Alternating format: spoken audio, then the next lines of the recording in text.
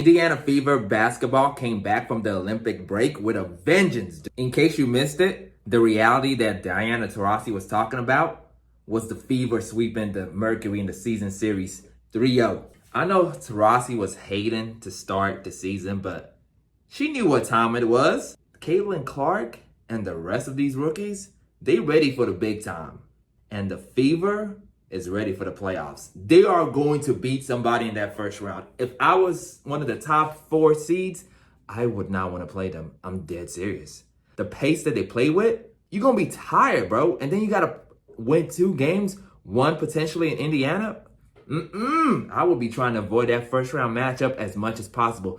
Tank to avoid the Fever if you can. The Mercury, they're just not a good matchup against the Fever. Like, you don't lose 3 games to one opponent unless you're just not a good matchup. Like, they have some defenders, like Kalia Copper. She's supposed to be a 2-way superstar, right? But she don't want none of that Caitlin smoke. Not because she's not a good defender.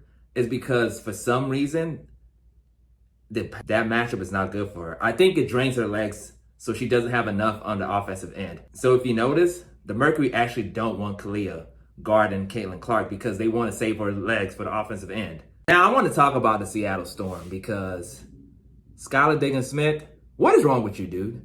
What message are you trying to send? You're 34. Like, what message are you trying to send by speeding up to bump Caitlin as she's trying to hype up the court? And then you're over here crying foul when your coach is taking up for you, not realizing you actually started it, and you crying foul. Talking about, don't touch me, don't touch me. Like, come on, girl. Like, there's no reason to try to act tough. Y'all were getting beat. Y'all were finally going to lose to the Fever. Just take your L, take your lumps and move on. You're a vet, and you're one of the vets who talked about how you were getting bullied your rookie year. So why would you try to encourage that by speeding up and trying to throw a shoulder at Caitlin? To be honest, Caitlin didn't even feel that shit. Caitlin didn't even notice you did that. So there was no point. The coach of the Seattle Storm, bro. Like, what were you upset about?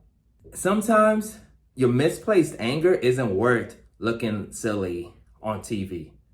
Her anger was with her team. They got boat raced in that 4th quarter.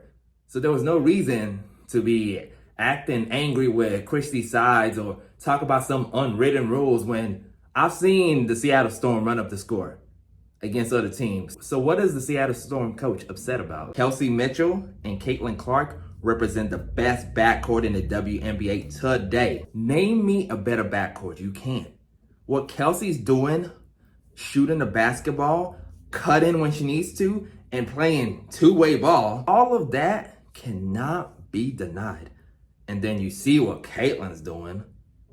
She's basically guaranteed 20 points and 8 assists every game. Like, the numbers she's putting up since that first part of the schedule where they had like 25 games in 28 days, I'm telling you, it's getting spooky out here. So they're the best backcourt in the WNBA. You can debate me in the comments if you want to. Usually I'm going to be right because I'm always right about these things. When have I been wrong? Go watch all my videos. When have I been wrong? Exactly. So shout out to the Fever. Shout out to the best backcourt.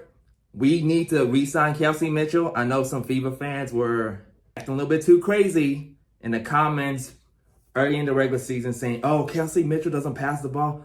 You guys got to understand that this is an adjustment period for everybody. Like, they've never played this style of offense. They've never played this fast. They've never played with somebody who can shoot from 28 feet. You have to give these women grace.